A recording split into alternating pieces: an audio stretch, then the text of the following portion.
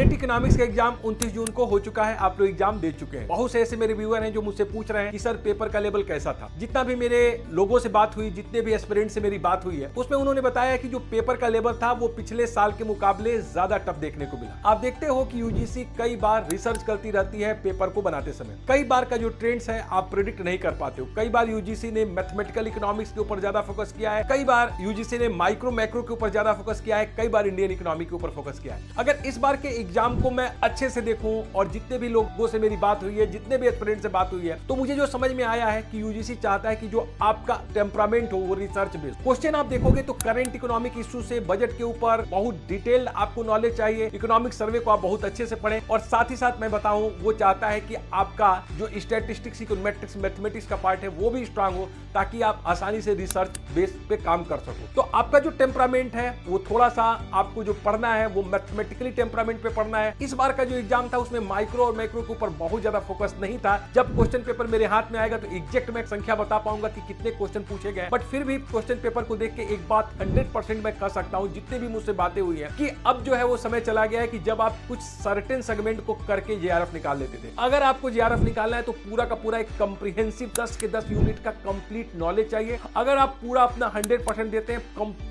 Complete 10 unit को cover करते हो, तो आप जेआरएफ निकालोगे। और साथ ही साथ जब आप इस लेवल की तैयारी कर लोगे तो आपके लिए असिस्टेंट प्रोफेसर का एग्जाम भी आसान हो जाएगा। तो दोस्तों एक बार अपने माइंडसेट को बदलते हैं, थोड़ा पढ़ते टाइम मैथमेटिकल टेम्परामेंट को लेके चलते हैं, साथ ही साथ माइक्रो मैक्रो को पढ़ते टाइम भी अपना जो है टेम्परामेंट रखें, थोड़ा सा साइंटिफिक रखें, तो आप देखेंगे कि जब आप रिसर्च बेस्ड टेम्परामेंट बनाएंगे ये पेपर आपके लिए आसान लगेगा।